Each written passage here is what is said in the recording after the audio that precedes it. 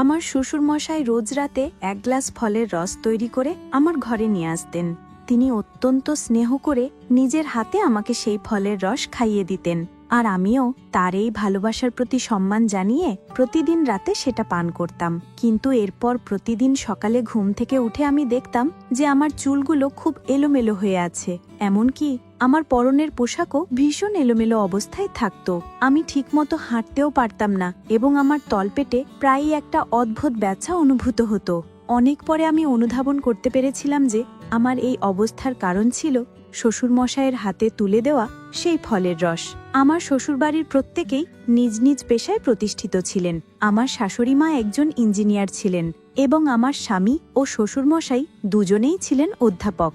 আমিও একটি বেসরকারি কলেজের অধ্যাপিকা হিসেবে কর্মরত ছিলাম এবং বিয়ের পরেও আমার চাকরিটা আমি চালিয়ে যাচ্ছিলাম। আমার বিয়েটা পরিবার থেকেই ঠিক করা হয়েছিল। আমার বাবা মা একটি ভালো পরিবার দেখে অর্জুনের সঙ্গে আমার বিয়ে দিয়েছিলেন। আমার স্বামীর নাম অর্জুন। সে তার বাড়ির একমাত্র সন্তান ছিল। যেহেতু তারা সবাই নিজ নিজ কর্মক্ষেত্রে প্রতিষ্ঠিত, অত্যন্ত শিক্ষিত এবং ধনী ছিল, তাই আমার বাবা আমার ভবিষ্যতের কথা ভেবে সেই পরিবারটিকেই বেছে নিয়েছিলেন। বিয়ের পর যখন আমি শ্বশুরবাড়ি আসি, প্রথম দিকে সবকিছুই স্বাভাবিক ছিল। আমার শ্বশুরমশাই আমাকে ভীষণ স্নেহ করতেন, এমনকি ভালোবেসে তিনি আমাকে মা জননী বলেও ডাকতেন। যদিও আমার আসল নাম রিয়া। আমাকে শ্বশুরবাড়িতে বিশেষ কোনো কাজ করতে হতো না। বাড়ির সমস্ত কাজকর্ম পুরনো কাজের মানুষ লক্ষ্মী দিয়ে একাই সামলাতেন। আমার স্বামী তাকে দিদি বলে ডাকত, তাই আমিও প্রথম থেকে তাকে লক্ষ্মীদি বলেই ডাকতাম।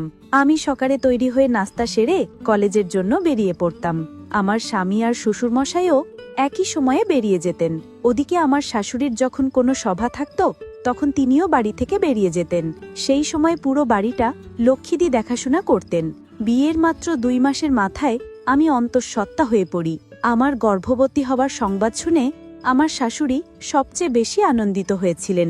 আমার স্বামীও খবরটা শুনে ভীষণ খুশি হয়েছিল।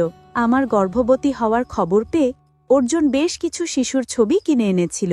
সে আমাকে বলেছিল এই ছবিগুলো যেন আমি আমাদের ঘরের দেওয়ালে টাঙিয়ে রাখি, যাতে প্রতিদিন সকালে ঘুম থেকে উঠে আমি ওই সুন্দর শিশুদের মুখগুলো দেখতে পাই। তার বিশ্বাস ছিল এতে নাকি আমাদের সন্তানও খুব সুন্দর হবে। তবে সেই ছবিগুলোর প্রত্যেকটিই ছিল ছেলে শিশুর। আমার স্বামী আমাকে প্রচণ্ড ভালোবাসত, কিন্তু সেদিন আমি তার আসল রূপ দেখেছিলাম। যেদিন সে সন্তান নিয়ে আমার সঙ্গে তুমুল বিবাদ শুরু করেছিল। সে জোর দিয়ে বলেছিল আমার গর্ভে নাকি পুত্র সন্তানই আছে এবং সে পুত্র সন্তানই চায়, কন্যা সন্তান নয়। সে নাকি কন্যা সন্তান একেবারেই পছন্দ করে না। আমি তখন রেগে গিয়ে স্বামীকে বলেছিলাম, তুমি তো পুত্র সন্তান চাইছো, কিন্তু আমার গর্ভে যদি কন্যা সন্তান জন্মায় তখন কি করবে? কন্যা সন্তানের কথা শুনতেই সে আমার ওপর প্রচণ্ড রেগে গিয়েছিল। সেদিন স্বামীর কথা শুনে আমি হতবাক হয়েছিলাম যে এত শিক্ষিত একজন মানুষ কি করে এমন সংকীর্ণ মানসিকতা নিজের ভেতর পুষে রাখতে পারে। সেদিন থেকে আমার স্বামী একটাই জেদ ধরে বসেছিল যে আমাকে পুত্র সন্তানের জন্ম দিতে হবে, আর আমার গর্ভে যদি কন্যা সন্তান থাকে তাহলে তা নষ্ট করে ফেলতে হবে। সেই দিনটির পর থেকে আমার ও আমার স্বামীর সম্পর্কের অবনতি হতে শুরু করে, কারণ আমার মনে কখনোই এই ভাবনা ছিল না যে আমি কন্যা সন্তান নয়, বরং পুত্র সন্তানের মা হতে চাই। সত্যি বলতে আমি মনে মনে কন্যা সন্তানই কামনা করতাম। এরপর আমার স্বামী অর্জুন আমার উপর নানাভাবে চাপ সৃষ্টি করতে থাকে, এটা পরীক্ষা করার জন্য যে আমার গর্ভে কন্যা সন্তান নাকি পুত্র সন্তান রয়েছে। কিন্তু আমি পরীক্ষার জন্য মোটেও প্রস্তুত ছিলাম না। আমি কোনোভাবেই ডাক্তারের কাছে গিয়ে এটা জানতে চাইনি যে আমার গর্ভে কি সন্তান আছে।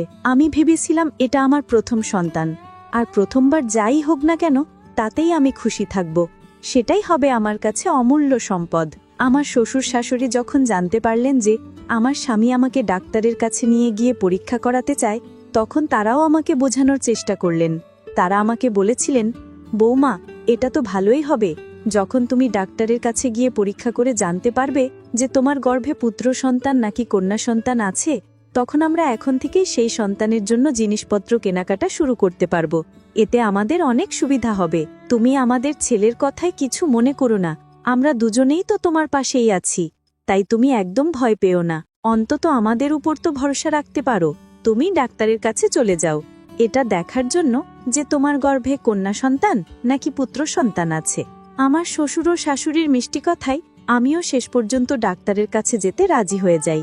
ডাক্তারের কাছে যাওয়ার কিছুদিন পর যখন আমার পরীক্ষার রিপোর্টটা স্বামী বাড়িতে নিয়ে আসে, তখন সে ঘরে ঢুকেই এক হাতে রিপোর্টটা আর অন্য হাতে আমার হাতটা শক্ত করে চেপে ধরে অত্যন্ত রেগে গিয়ে বলল, রিয়া, তুমি এখনই আমার সঙ্গে ডাক্তারের কাছে চলো।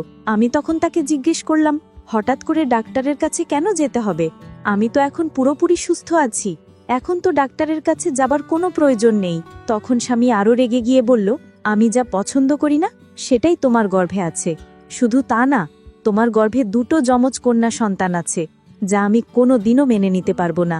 আমার স্বামী কখনোই চায়নি যে আমার এই কন্যা সন্তান দুটি পৃথিবীর আলো দেখুক, তাই সে আমার সন্তান দুটিকে নষ্ট করে দিতে চেয়েছিল।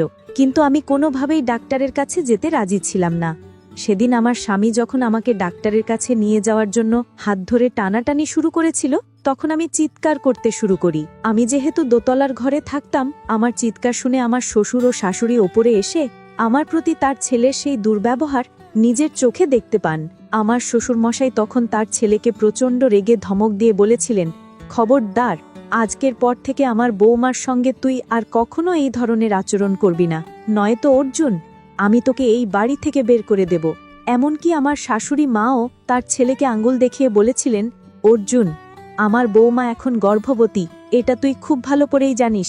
এই অবস্থায় ওর সঙ্গে এতটা খারাপ ব্যবহার করার সাহস তোর কি করে হলো? আমি নিজে একজন সমাজসেবী, তাই আমার বাড়িতে আমার বৌমার সঙ্গে কোনো অন্যায় আমি হতে দেব না। আজকের পর থেকে যদি তুই রিয়ার সঙ্গে কোনো খারাপ ব্যবহার করিস, তাহলে তোকে আমি এই বাড়ি থেকে বের করে দিতে বাধ্য হব। স্বামীর আমার প্রতি এতটা নির্দয় আচরণ দেখে আমি যখন কষ্ট পেয়ে কাঁদছিলাম, তখন আমার শ্বশুরমশাই আমাকে জড়িয়ে ধরে আমার মাথায় হাত বুলিয়ে বলেছিলেন, মা জননী, তুমি একদম কেঁদো না, আমরা তো তোমার পাশেই আছি। আজকের পর থেকে আমি নিজে তোমার দেখাশোনা করব। তুমি কোনো চিন্তা করো না, তোমার সন্তানের আমরা কিচ্ছু হতে দেব না, কারণ ওই সন্তান তো আমাদেরও, তাই আমাদেরও একটা দায়িত্ব আছে। এরপর আমার শাশুড়ি বলেছিলেন, বৌমা, আমি তো সারাদিন বাইরে ব্যস্ত থাকি, তাই তোমার শ্বশুরমশাই বাড়িতে থাকলে তোমার দেখভাল উনিই করবেন, তুমি একদম ভয় পেও না। আমি শ্বশুর শাশুড়ির কথায় ভরসা করে আর বাপের বাড়ি যাইনি। না হলে আমি তো ভেবেই নিয়েছিলাম যে আমার স্বামী অর্জুন যেহেতু আমার সন্তান দুটিকে গ্রহণ করবে না, তাই আমি বাপের বাড়ি চলে যাব। আমার স্বামী অর্জুনের এই খারাপ ব্যবহারের কথাগুলো আমি আমার বাবা মাকে আগেই জানিয়েছিলাম এবং এটাও বলেছিলাম যে আমার শ্বশুর শাশুড়ি কিভাবে আমার যত্ন নেন এবং আমাকে ভালোবাসেন। আমার বাবা মাও আমার শ্বশুর শাশুড়ির উপর ভরসা করেই আমাকে সেখানে রেখেছিলেন, না হলে তারাও আমাকে নিজেদের সঙ্গে বাড়ি নিয়ে যেতেন। সেদিনের পর থেকে প্রতিদিন রাত্রে আমার শ্বশুরমশাই অনেক স্নেহ নিয়ে আমার ঘরে ফলের রস নিয়ে আসতেন, আর আমি সেই রস বেশ তৃপ্তি করেই খেতাম। কিন্তু আমি জানতাম না সেটা কিসের রস, কারণ শ্বশুরমশাই নিজের হাতে আমাকে খাইয়ে দিতেন।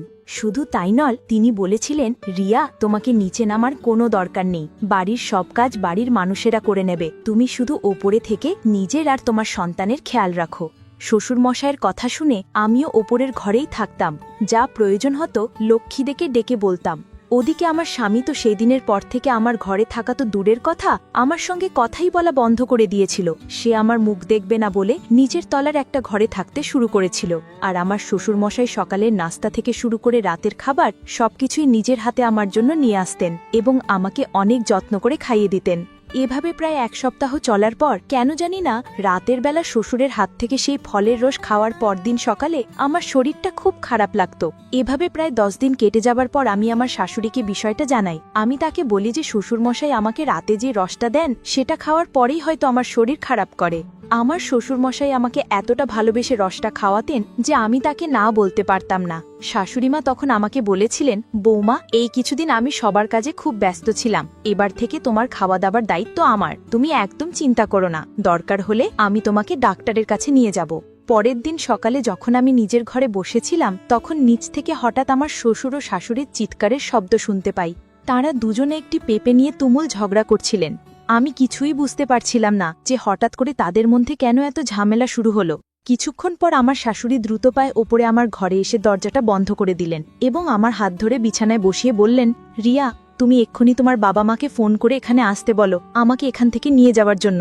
আমি তখন খুব ভয় পেয়ে আমার শাশুড়ি মায়ের হাত ধরে বললাম, মা, আমার ভীষণ ভয় করছে, আপনার আর বাবার মধ্যে কি নিয়ে ঝামেলা হয়েছে, আমাকে খুলে বলুন। আমার শাশুড়িমা তখন আমাকে যা বলেছিলেন তা শুনে আমার পায়ের নিচের মাটি যেন সরে গেল। আমি তার কথা শুনে ভয় হতবিম্ব হয়ে দ্রুত আমার বাবা মাকে ফোন করে আমার শ্বশুরবাড়িতে আসতে বলি, আমাকে সেখান থেকে নিয়ে যাওয়ার জন্য।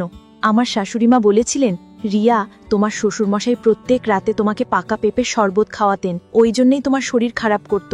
আর পাকা পেঁপের শরবত তোমাকে কেন খাওয়ানো হতো সেটা তুমি নিশ্চয়ই বুঝতে পারছো। শাশুড়ির কথা শুনে আপনারাও হয়তো চমকে উঠেছেন।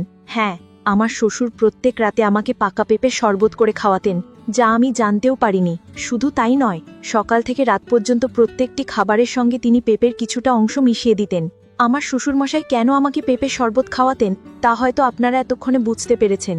আসলে আমার শ্বশুরমশাই তার ছেলের সঙ্গেই হাত মিলিয়েছিলেন, যা আমি বা আমার শাশুড়িমাও ঘূর্ণাক্ষরে টের পাইনি। আমি তো ভাবতেও পারিনি যে আমার শাশুড়িমা আমাকে এতটা সাহায্য করবেন। শ্বশুরের আসল উদ্দেশ্য জানার পর আমার পৃথিবীটা যেন দুলে উঠেছিল, কারণ আমার শাশুড়িমা নিজের চোখে দেখেছিলেন যে আমার শ্বশুর কিভাবে নিজের হাতে আমার জন্য পাকা পেঁপে শরবত তৈরি করছিলেন। আমার শাশুড়ি সবকিছু বুঝতে পেরে আমার শ্বশুরকে বাধা দেওয়ার চেষ্টা করেছিলেন। সেদিন আমার বাবা মা যখন আমাকে সেখান থেকে নিয়ে যান, সেদিনই আমার শ্বশুরবাড়ির সঙ্গে সমস্ত সম্পর্ক ছিন্ন হয়ে যায়। কারণ আমার শ্বশুর আমার স্বামী স্পষ্ট বলে দিয়েছিল, ওই বাড়িতে থাকতে হলে আমাকে আমার গর্ভের সন্তান দুটোকে নষ্ট করতে হবে, যা আমি কোনোদিনও করতাম না। প্রত্যেক নারীই জানে তাদের গর্ভে যখন একটি সন্তান আসে তার অনুভূতি ও আনন্দ কতটা গভীর। কোনো মাই চাইবে না তার প্রথম সন্তানকে কোনোভাবে আঘাত করতে। তাই আমিও তাদের সঙ্গে সব সম্পর্ক ছিন্ন করে আমার বাবা মায়ের সঙ্গে বাপের বাড়ি চলে এসেছিলাম। কারণ আমি বুঝে গিয়েছিলাম শ্বশুরবাড়িতে থাকলে আমার শ্বশুরমশাই ও আমার স্বামী মিলে কোনো না কোনো অজুহাতে আমার সন্তানদের ক্ষতি করে দেবে।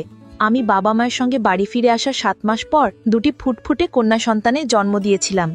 এই ঘটনাটা ঘটার পর আজ 1 বছর হয়ে গেছে। আমার মেয়েরা এখন 1 বছরের, কিন্তু আমার শ্বশুরমশাই ও আমার স্বামী আজও পর্যন্ত আমার মেয়েদের মুখ দেখতে আসেনি। তবে আমার শাশুড়ি প্রতি মাসে আমার ও আমার মেয়েদের সঙ্গে দেখা করতে আসেন।